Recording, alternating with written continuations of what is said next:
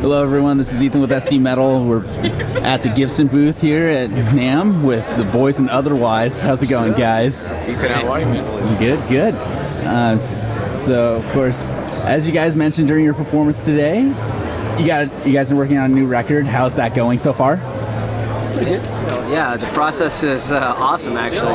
It's our third record as a signed professional rock and roll band. But our first underneath the Sony umbrella. Yeah, that's huge. Yeah, we've learned a lot, you know, from, that's a big old umbrella. We've learned a lot, you know, up to this point. So the process with the producer, Bob Marlette, it's going really well. He's conducive to creativity. Yeah, he's Bob Marlette's done. I mean, he's the guy. He did the first two Seether records, he did the first two Shinedown albums. He's done stuff. He's done one of my favorite records with Filter. The Sun Will Come Out Tonight, which came out, I think, I want to say 2013. And the cool thing about this record, this process, is we've never been like, he's basically like, as long as it takes to make the record, let's make the record. And as we're recording, we're also writing. And I was just down in the Schecter booth with Marcos from POD, and he's like, dude, I'm here, let's do a session. And I'm like, bro, my brother and I would love to friggin' do a writing session with you. And he's like, let's do it, man. So, you know, as we're creating more. It really is like just like old school rock and roll, you know. We've done albums before, and it's like, okay, I'm here from this day to this day. We've got to have the drums done from here to here. Then you got to record your guitars, and we got to do vocals, and then I gotta go. Yeah. Right now, just like you're mentioning now, which is awesome, by the way. That'll be fun. It's like we walk in, and he's like, "What are you guys feeling like? Oh, let's jam. You want to go get some coffee and then come back?" But then that really like leaves it open for when it's time to get to business. It's really pure and powerful. So, we're having fun. It's like the full time to develop the music the way you want it without like hitting deadlines. Really. Yeah, that's good. I mean, we do have some like intrinsic deadlines that we've set for ourselves. We'd like to have a single out by spring, and then hit the tours, the festival circuit by summer. But you know, if that doesn't take place, it's okay because there's a festival circuit in the fall. You know, and it's gonna be all right. Yeah, we'll be all right. We'll be all right. We didn't realize too, you know, we brought the songs in feeling confident, and Bob's kind of taken them to the next level. And we haven't even really started recording. We're just in pre-production right now. The songs are already like, whoa. I'm excited because this is an otherwise that no one's ever heard. Yeah. Well, especially you got NAMM over there behind the drums. So. This is the wise guy no one's ever heard before. Which is strangely enough, today is the 1-year anniversary of us actually meeting this guy in person. Well, there we go. Immediately jumped on stage last year and played with him. And had him play an instrument he's never played before. Yeah. They're like, yeah, dude, keep time, man. You want to get on here, bro? You want to rock with the bad boys? Get up on stage, and he did. Yeah. There you go. Cool. And now we sleep next to each other. So speaking of sleeping next to each other in cramped spaces, you guys are talking about a tour. Like, when can we expect to see you guys in the U.S.? Like, you talked about the festival circuit. Are we expecting some club shows too, or anything like that? Definitely summer. Maybe a few club shows leading up to that in the spring. But the fall, summer and fall will be strong. Road dogging it, man. Yeah, absolutely. We were just talking today with management about coming down to San Diego. Oh, look at that, guys.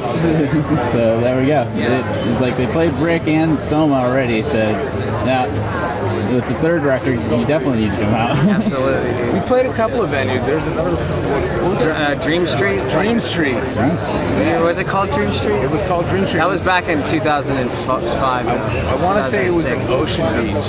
Yeah, it was. Okay. Which is not Pacific Beach. It was back in the day. Interesting. That venue, I don't know, maybe I'm too young. I don't remember. I was 16 when we played there. Okay, so that would have been like 12. Nice. So, oh well. Well, make sure you tell the young ones about us, dude. Yeah, exactly. So, but as for people who don't know, like, otherwise, most people would be like, otherwise, that's a band name. Otherwise, what? Yeah, it's like. Otherwise, we'll rock your face off. Yeah. What was the reason behind the name? Well, ironically, one of the first drummers we ever jammed with, he was kind of an artsy guy, a very smart dude, and he wanted to call. He used to say, I think a really cool album title would be The Process of Otherwise. You know, it's very abstract, right? And I was like, that's pretty cool. We didn't have a band name at the time, and I had a dream that in the dream, I told somebody that the band was called Otherwise. And you know, the next day in rehearsal, I was like, "Hey, it's the dream," and they're like, "Yeah, dude, that's pretty cool." So now we write dream rock. That's our genre. Fantasy rock. Living the dream. And it's funny because the word it very much fits us. It's the otherwise is one of the root definitions of it is other than supposed, and you know, we've always kind of prided ourselves on the fact that you know, you don't always get what you see with us. You know, we might look a certain way, we might act a certain way, but we sometimes we sound and we feel completely different, you know. And I think on this next record, that would be most apparent. Definitely makes sense. So, I mean, for you guys, like, coming to music, what was the original driving force, especially, like, I'm saying, picking up drums or guitar for you or singing for you, Adrian? What was the initial drive?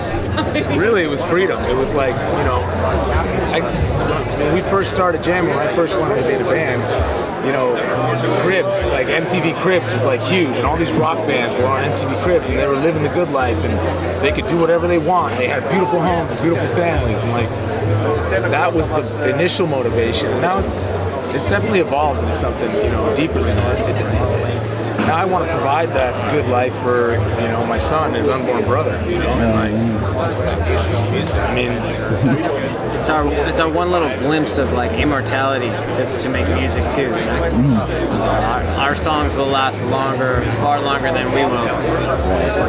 Why did you want to start hitting drums? I was really young when I started. I was in 5th grade, and I guess up until then I was just always like beating on stuff. Beating on stuff. Wink. Winky. But just one year my mom gave me her brother's like super old 70s era drum kit. I just started. That was something that I could kind of put my efforts and time and passions into that I couldn't really feel comfortable doing other things like sports or anything like that, you know? He's very reserved and very quiet, and then he gets behind a kid, and it's like, And then he's scary. and then I'm like, okay, I'm not gonna mess with that dude. A lot of times you find drummers like that, so it kind of makes sense. Or you have the complete opposite. Way too early. But yeah, I mean, you guys have played a lot of shows, a lot of festivals at this point. You know, like, for you guys, what is it better to play smaller stages, or do you like the energy of a large audience, or where do you fall? I mean, honestly, yes. Yes. Yes to all. Yes to all of the above. Right. Yeah, it really depends, you know. The big shows are what you dream of, you know. Everybody, if you're aspiring to be a rock and roller, you want to play to thousands and thousands of people. But then there's also something very special about playing to a very intimate crowd of passionate, you know, listeners. So it's like two completely different ends of the spectrum. So it's all good, all in between, you know. Just as long as they're not empty and they're not booing. You know? It's as long as they're not booing, you accomplished it. Right?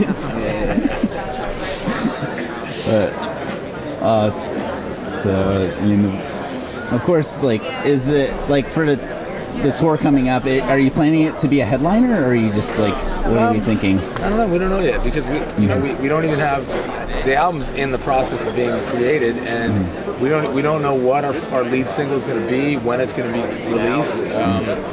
You know, we're tentatively planning some like preliminary shows to test out new material and for us to rehearse it. You know what I mean? Because a lot of stuff, like my brother said, is written on the spot in the room. You know, so. Well, I don't know. We're not sure yet. You know, things feel really good though.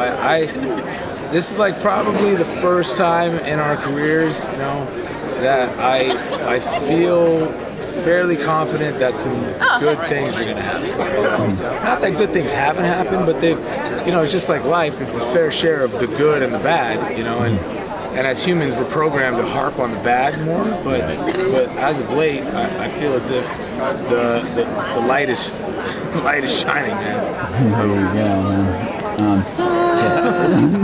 No, dude, it's just a flashlight. I'm just like, I'm kind of like, did we plan that out, or is this how it happened? He's like, wait, light, cue, there we go, got it, got it. Fate, man, fate. So, like, of course, you guys like music's your big thing. Like if we saw like you outside the road, what like is your main passion outside of being on the road playing music? Girls? No, it'd probably be. Yeah, these two guys are like single over here, so Not like single, like definitely. no, like definitely single. It's called today. Hook up with What would you Ryan. say, like boxing, working out, MMA, Yeah. our families, you know, Nice. hanging, trying to be good, trying to fight the bad within, you know. We are from Vegas. There's a lot of bad temptations out there, Oh, A lot of definitely. good ones too. depending on how you look at it. How It's you all look at it. perspective. It's all perspective, man. Yeah. I think if we Brian loves Star Wars. Star Wars, pretty cool. And dogs, And apparently. dogs, Yeah. and the mountains, hiking and camping and all that good stuff. Nice. yeah, I don't know. Boxing, probably. That makes sense.